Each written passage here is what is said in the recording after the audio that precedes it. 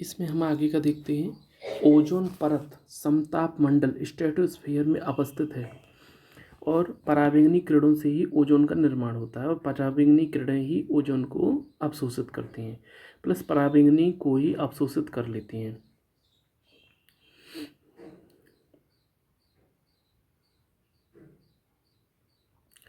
पहले O2 से O+O बनता है और बाद में O2+O मिला के O3 बनाती है। सूर्य के प्रकाश से पराबैंगनी विकिरण प्रक्रिया अभिक्रिया निम्न में से क्या पैदा करते हैं? ओजोन। ठीक है, सूर्य के प्रकाश में जो ओजोन है, सूर्य के प्रकाश में पराबैंगनी किरणें हैं वो ओजोन बनाती हैं।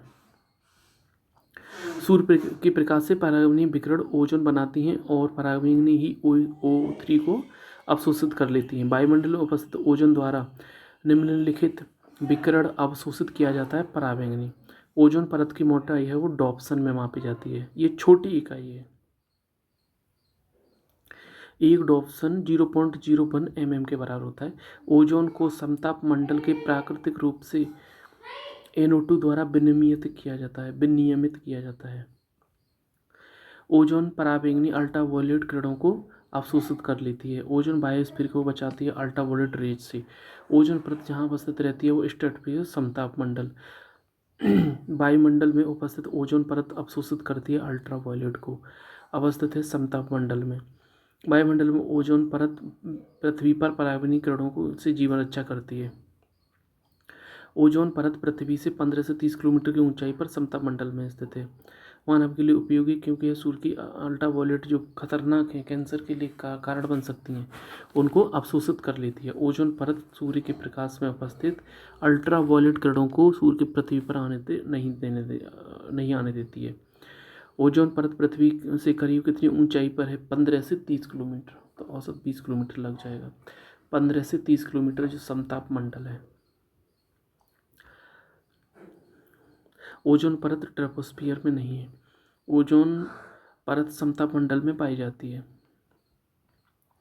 NO2 द्वारा ओजोन को प्राकृतिक रूप से विनियमित किया जाता है। ओजोन मुख्यतः कहाँ पाई जाती है? समताप मंडल में। वायुमंडल की सबसे निचली परत कौन सी है? क्षोभ मंडल। समताप में ओजोन के स्तर को प्राकृतिक रूप से विनियमित किया जाता है नाइट्रोजन डाइऑक्साइड NO2 N2 नहीं, NO2 द्वारा किया जाता है। ओजोन परत संरक्षण 1985 में अंटार्कटिका के ऊपर ओजोन छिद्र का पता लगाया गया और ओजोन छिद्र के लिए क्लोरोफ्लोरोकार्बन CFC उत्तरदायी है। CFC क्लोरीन, फ्लोरीन तथा कार्बन CFC क्लोरीन, फ्लोरीन तथा कार्बन के मानव निर्मित यौगिक हैं। यह रसायन ग्रीन हाउस प्रभाव में योगदान देने के साथ साथ ओजोन परत की क्रिया को भी अभिक्रिया करके ओजोन को ऑक्सीजन के रूप में विकसित कर देता है, जिससे ओजोन परत का क्षरण होता है। ओजोन छिद्र के लिए CFC उत्तरदायी है। ओजोन छिद्र के लिए CFC उत्तरदायी है। CFC क्लोरोफ्लोरोकार्बन क्लोरीन, फ्लोरीन तथा क्लोरीन, फ्लोरीन तथा कार्बन से बना हुआ गैसीय एवं द्रव पदार्थ है जो रेफ्रिजरेटर और वातानुकूलित यंत्रों में शीतकालक के रूप में प्रयोग किया जाता है। फ्रिजों में प्रशीतक के रूप में जो विपणन किस नाम से होता है? तो मैफ्रॉन ब्रांड है। मैफ्रॉन।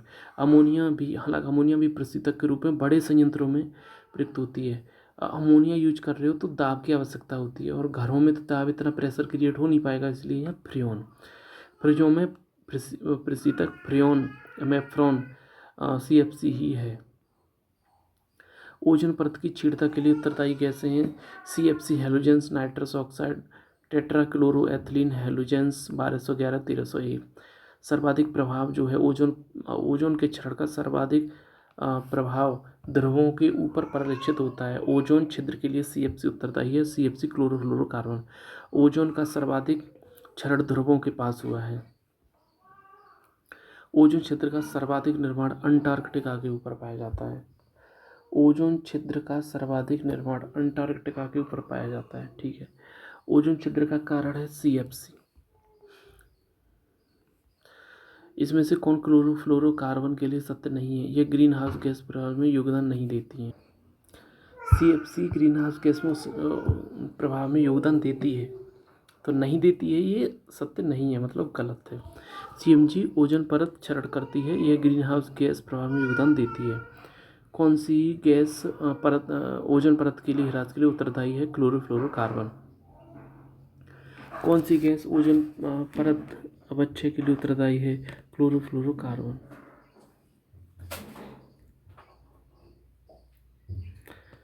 कौन सा तंत्र सही सम्मिलित नहीं है? क्लोरोफ्लोरोकार्बन, ऑटोमोबाइल नहीं, fridge. Carbon dioxide, carbon dioxide है वो थर्मल पावर स्टेशन, क्योंकि वहाँ पे क्या हो रहा है, थर्मल पावर स्टेशन में कोयला से बिजली बनाई जा रही है, तो वहाँ कार्बन डाइऑक्साइड निकलेगी। क्लोरोफ्लोरोकार्बन है वो ऑटोमोबाइल से नहीं निकलता है, फ्रिज से निकलती है। और नाइट्रस ऑक्साइड है वो जलमग्न धान के खेत से निकलती है, नाइट्रस ऑक्साइड, ठीक है। और सल्फर डाइऑक्साइड है वो ईंट के भट्टे से निकलती है। ओजोन छिद्र के लिए कौन उत्तरदायी है? CFC, chlorofluorocarbon. ओजोन छिद्र का कार्ड है CFC, क्लोरोफ्लोरोकार्बन। ओजोन परत के ह्रास के लिए उत्तरदायी है क्लोरोफ्लोरोकार्बन। अवक्षय के लिए क्लोरोफ्लोरोकार्बन। सर्वाधिक नुकसान पहुंचाने वाला प्रदूषक है ओजोन परत को, तो वो है क्लोरोफ्लोरोकार्बन।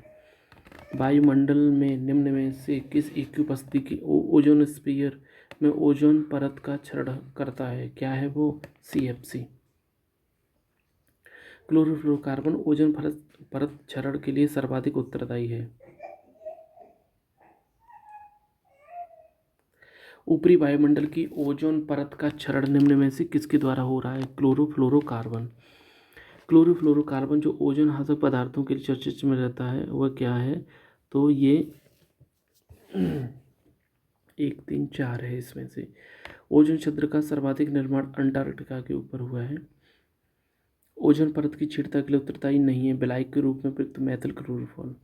प्रशीतक के रूप में CFC है, उसमें हेलोन्स है और नाइट्रस ऑक्साइड है। ओजोन छीड़ता के लिए CFC, हेलोजेंस, N2O हेलोन्स 1211, 1301 टेट्राक्लोरोएथिलीन। और अंटार्कटिका के ऊपर ओजोन छिद्र सबसे ज़्यादा उसका जो प्रभाव है वहीं दिखता है।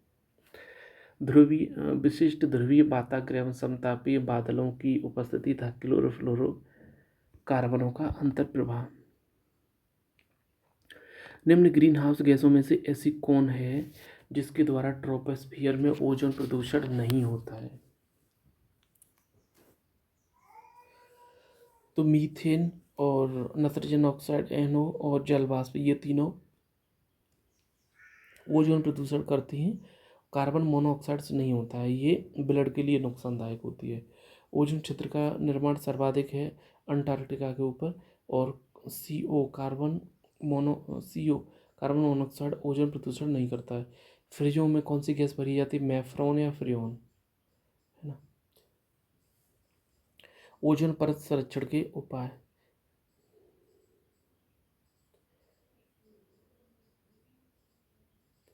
O3 का उच्च सांद्रण मनुष्यों को खांसी, सीने में दर्द और फेफड़ों को क्षति पहुंचा सकता है।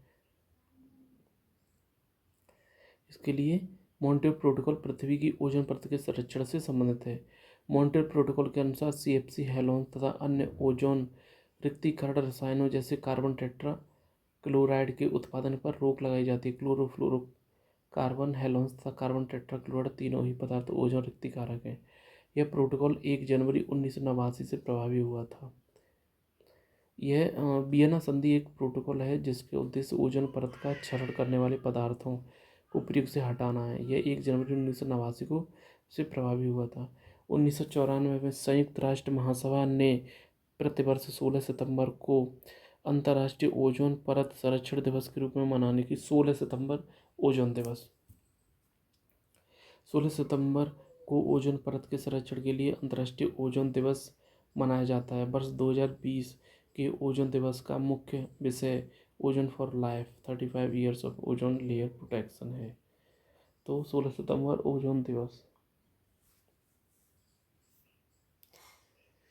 और ओजोन रिक्तिकारक कौन है? क्लोरोफ्लोरोकार्बन है, हेड्रोन्स हैं और कार्बन टेट्राक्लोराइड हैं, तीनों हैं। तिब्बत पठार के ऊपर 2005 में आवर्मंडल ओजोन हैलो खोजा गया था WG केंटमूर के द्वारा। मॉन्ट्रियल प्रोटोकॉल निम्न में से किसके रक्षण? ओजोन परत। मॉन्ट्रियल प्रोटोकॉल ओजोन परत के क्षय को रोकना। मॉन्ट्रियल ओजोन परत संरक्षण 16 सितंबर 1987। क्योटो प्रोटोकॉल 2005 में लागू, जलवायु परिवर्तन, ग्रीन हाउस गैस में उत्सर्जन में कमी लाना। मॉन्ट्रियल प्रोटोकॉल किससे है? क्लोरोफ्लोरोकार्बन। मॉन्ट्रियल प्रोटोकॉल 16 सितंबर 1987। CFC या ओजोन परत को संरक्षण करना। विश्व ओजोन दिवस 16 सितंबर। ओजोन दिवस 16, अंतर्राष्ट्रीय ओजोन दिवस 16 सितंबर। कौन सा सही सम्मिलित है? प्रथम विश्व जलवायु सम्मेलन 1979, रियो 1992, एजेंडा 21, और पृथ्वी शिखर सम्मेलन +5 1997 हो जाएगा। और कार्बन व्यापार कहाँ पे आया? मॉन्टी प्रोटोकॉल में नहीं आया था। कार्बन व्यापार जो आया था वो क्योटो प्रोटोकॉल में आया था, और मॉन्टी प्रोटोकॉल ओजोन से संबंधित है। जो कार्बन व्यापार है, जो जलवायु परिवर्तन को रोकने के लिए है, और जो ग्रीन हाउस गैसों को उत्सर्जन के लिए 1990 पर लाना चाहता है, क्योटो प्रोटोकॉल ये 1992, एजेंडा 21, और कार्बन व्यापार के लिए है। और मॉन्ट्रियल प्रोटोकॉल केवल ओजोन के लिए है।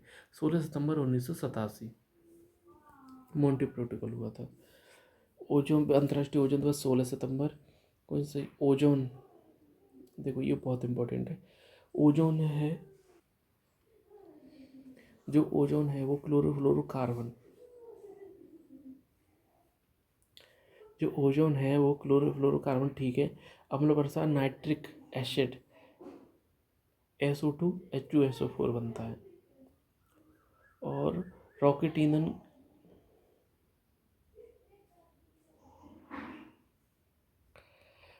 रॉकेट ईंधन, केरोसिन तेल, ग्रीन हाउस प्रभाव, कार्बन डाइऑक्साइड।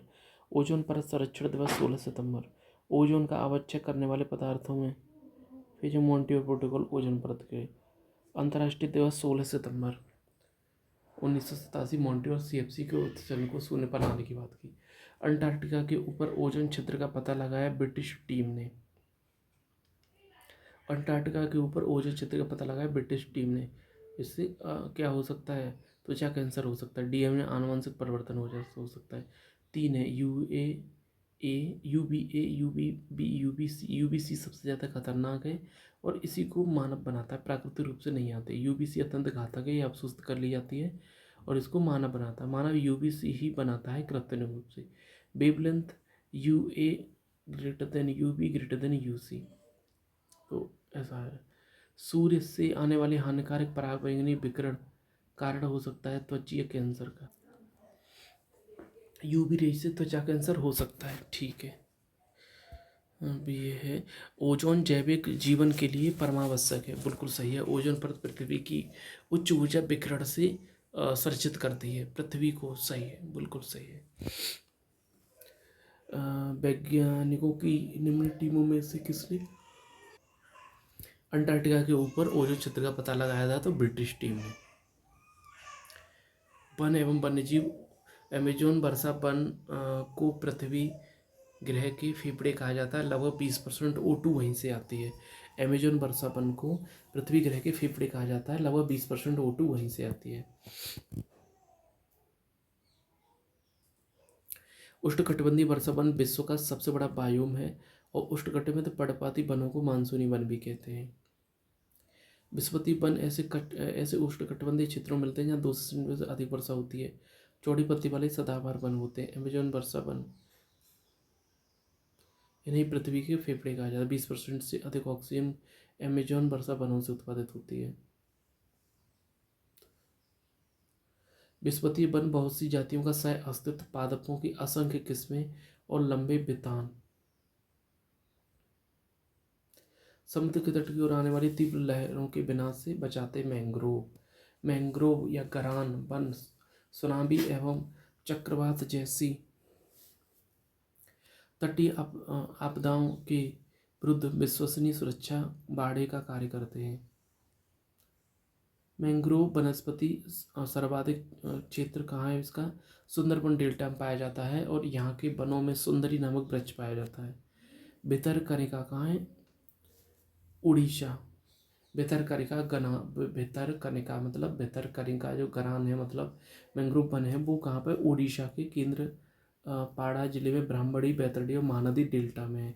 यह मैंग्रोव वनों के लिए प्रसिद्ध स्थल है, एक रामसर स्थल है। 2 फरवरी को विश्व आर्द्रभूमि दिवस मनाया जाता है। और गोवा का चोराव द्वीप पूरी तरह से संरक्षित कच्छ वनस्पति क्षेत्र है। 2 फरवरी विश्व आर्द्रभूमि दिवस। कहाँ सदाबहार वन पाए जाते हैं? तो विषुवत रेखा पर पाए जाएंगे, पश्चिमी घाट पर। ठीक है। निम्न में से कहाँ सदाबहार वन पाए जाते हैं? पश्चिमी घाट। सदाबहार वन पाए जाते हैं पश्चिमी घाट, अंडमान निकोबार द्वीप समूह, पूर्व उत्तर भारत। तो ऐसा है। विश्ववतीय वनों की अद्वितीय विशेषता है ऊंचे घने वृक्षों की विद्यमानता एवं किरीट निरंतर वितान बनाते हों, बहुत सी जातियों का सह अस्तित्व हो, अधिक पादपों की असंख्य किस्मों की विद्यमानता हो। भितरकनिका ब्राह्मणी बैतरणी और महानदी डेल्टा पर है। उष्णकटिबंधीय आर्द्र सदापर्णी वन पाए जाते हैं अरुणाचल प्रदेश और मिजोरम में, हिमाचल प्रदेश में नहीं पाए जाते। अधिकतम पादप विविधता पाई जाती है कहाँ पे होगी? उष्णकटिबंधीय सदाबहार वन में। मैंग्रोव में सुंदरवन पाए जाते हैं। टीक सागौन कहाँ पे पाए जाते? उष्णकटिबंधीय आर्द्र पर्णपाती वन। भारत में मैंग्रोव ज्वारीय वन वनस्पति मुख्यतः पाई जाती है सुंदरवन। पेड़ पौधों एवं जंतुओं की सर्वाधिक विशेषता है उष्णकटिबंधीय आर्द्र वन की। पेड़ पौधों और जंतुओं की सर्वाधिक विविधता कम पाई जाती है उष्णकटिबंधीय आर्द्र वन। उष्णकटिबंधीय वर्षावन विषुवतीय सदाबहार एक ही है। भारत में मैंग्रोव ज्वारीय वनस्पति कहाँ पाई जाती है? सुंदरवन में। ठीक है। निम्न में स्थानों में से कौन सी मैंग्रोव वनस्पति के प्रसिद्ध है? सुंदरवन। पार्श्विक तंत्रों में पौधों की जैविक पदार्थ अधिकतम होता है उष्णकटिबंधीय वर्षावन। मैंग्रोव ज्वारीय वन सुंदरवन में पाए जाते हैं। ठीक है। अधिकतम पादप विविधता उष्णकटिबंधीय वर्षावन सदाबहार वन।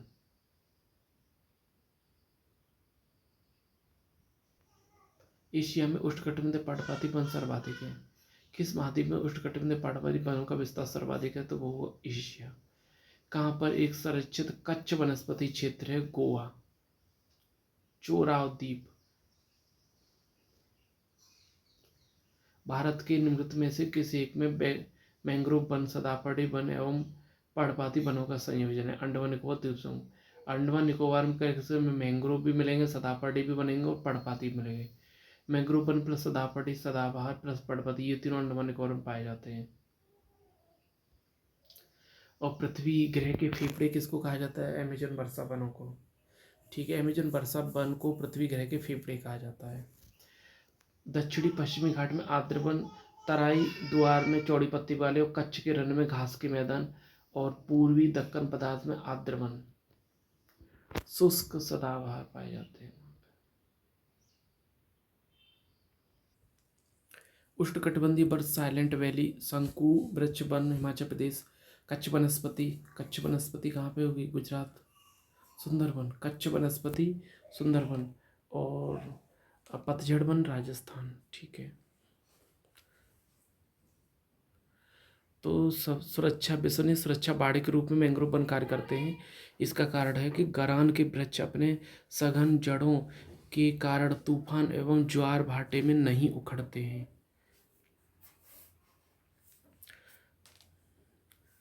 और उड़ीसा तट भारत में सर्वाधिक चक्रवात प्रवण क्षेत्र है।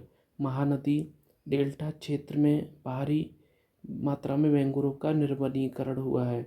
उड़ीसा क्षेत्र भारत में सर्वाधिक चक्रवात प्रवण क्षेत्र है, बिल्कुल सही है। और वहाँ पर निर्वनीकरण हुआ है मैंग्रोव का, बिल्कुल सही है। व्याख्या भी करता है। भितरकनिका जो गरान है वो वसुंधरा और सुवर्णरेखा नदियों के डेल्टा पर है, गलत है। यह ब्राह्मणी बैतरणी और महानदी की डेल्टा पर है, और पश्चिम बंगाल में, उड़ीसा में।